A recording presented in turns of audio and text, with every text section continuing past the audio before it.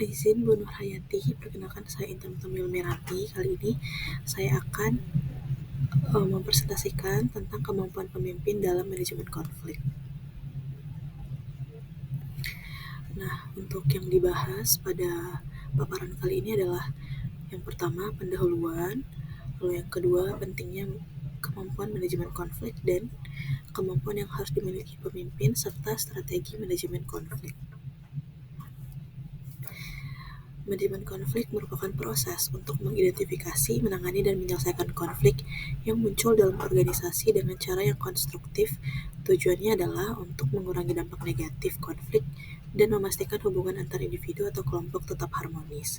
Penting dalam organisasi karena konflik yang tidak dikelola dapat merusak hubungan, menurunkan produktivitas, dan mengganggu suasana kerja. Sebaliknya, jika dikelola dengan baik, konflik dapat menjadi peluang untuk inovasi, meningkatkan komunikasi, dan memperkuat kerjasama tim. Lalu berikut adalah peran pemimpin.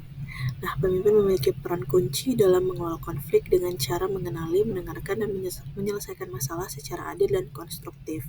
Mereka harus memfasilitasi komunikasi terbuka dan membantu tim menemukan solusi yang saling menguntungkan. Pemimpin yang efektif dapat meredakan ketegangan, meningkatkan kerjasama, dan memastikan bahwa konflik tidak merusak hubungan antar anggota tim. Dampaknya terhadap tim dan organisasi adalah yang pertama, meningkatkan kerjasama dan moral tim. Yang kedua, meningkatkan kreativitas dan inovasi. Yang ketiga, komunikasi yang lebih baik dan transparan. Yang keempat, kepuasan kerja yang lebih tinggi. Dan yang kelima, keputusan yang lebih tepat dan matang. Nah, berikut adalah pentingnya manajemen konflik.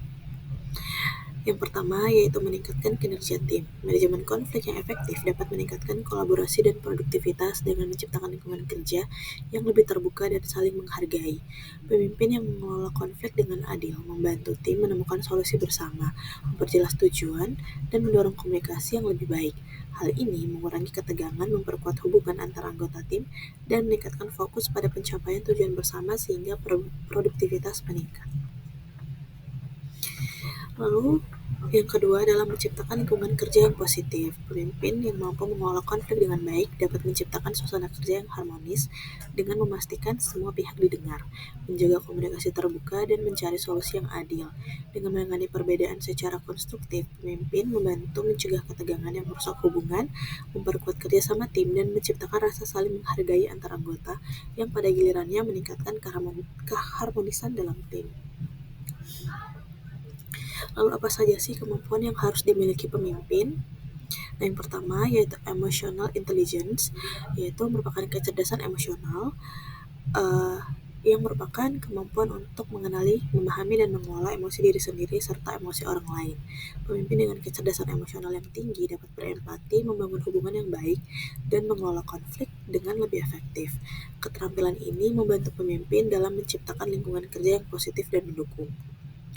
Lalu yang kedua, communication and listening skills atau keterampilan komunikasi dan mendengarkan. Keterampilan komunikasi mencakup kemampuan untuk menyampaikan informasi dengan jelas dan efektif, baik secara lisan maupun tulisan. Keterampilan mendengarkan adalah kemampuan untuk memahami dan merespons dengan baik apa yang dikatakan oleh orang lain. Pemimpin yang baik harus mampu berkomunikasi dengan timnya dan mendengarkan masukan serta kekhawatiran mereka sehingga menciptakan dialog yang konstruktif. Lalu yang ketiga, pemimpin harus memiliki sifat coaching dan mentorship, yaitu pelatihan dan pembimbingan. Proses di mana pemimpin mampu membantu anggota tim untuk mengembangkan keterampilan, pengetahuan, dan potensi mereka. Pemimpin yang efektif berperan sebagai pelatih dan mentor, memberikan bimbingan, umpan balik, dan dukungan untuk membantu individu mencapai tujuan pribadi dan profesional mereka. Ini juga berkontribusi pada pengembangan tim secara keseluruhan. Lalu decision making under uncertainty, yaitu pengambilan keputusan di bawah ketidakpastian, kemampuan untuk membuat keputusan yang tepat dalam situasi yang tidak pasti atau ambigu. Pemimpin sering dihadapkan pada situasi di mana informasi tidak lengkap atau berisiko tinggi. Keterampilan ini mencakup analisis situasi, mempertimbangkan berbagai opsi, dan mengambil keputusan yang berani meskipun ada ketidakpastian. Pemimpin yang baik harus mampu menilai risiko dan manfaat serta membuat keputusan yang mendukung tujuan organisasi. Nah, kemampuan-kemampuan inilah yang memungkinkan pemimpin mengelola konflik secara efektif, menjaga hubungan antar tim, dan meningkatkan produktivitas kerja. Nah, berikut adalah strategi manajemen konflik. Yang pertama itu identifikasi sumber konflik dengan mengetahui penyebab konflik untuk mengatasinya dengan tepat. Lalu yang kedua pendekatan proaktif dengan menggunakan pendekatan preventif untuk mencegah konflik sebelum terjadi.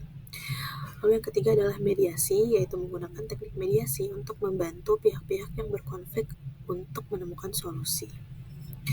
Lalu menyediakan fasilitas diskusi. Nah, ini harus dilakukan pemimpin untuk mendorong dialog terbuka antara pihak-pihak yang terlibat. Nah, berikut merupakan sebuah studi kasus di sebuah perusahaan teknologi, sebuah tim proyek yang terdiri dari pengembang perangkat lunak dan desainer UI atau UX mengalami konflik yang signifikan. Konflik ini muncul karena perbedaan pandangan mengenai fitur yang harus diutamakan dalam pengembangan aplikasi baru. Pengembang merasa bahwa fokus harus pada aspek teknis dan fungsionalitas, sementara desainer berpendapat bahwa pengalaman pengguna harus menjadi prioritas utama. Lalu apa sajakah langkah-langkah yang harus diambil oleh pemimpin untuk menyelesaikan masalah tersebut? Yang pertama yaitu mengidentifikasi masalah. Adakan pertemuan dengan kedua pihak untuk memahami perspektif masing-masing. Klarifikasi apakah perbedaan ini bersumber dari tujuan yang berbeda, kurangnya komunikasi, atau faktor lain.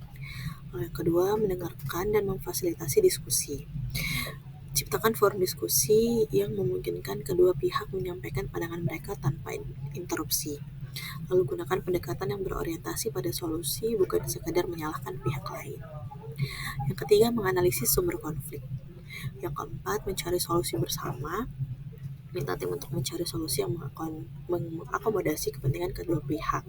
Misalnya, prioritaskan fitur inti terlebih dahulu dengan tetap mempertimbangkan elemen desain yang meningkatkan pengalaman pengguna.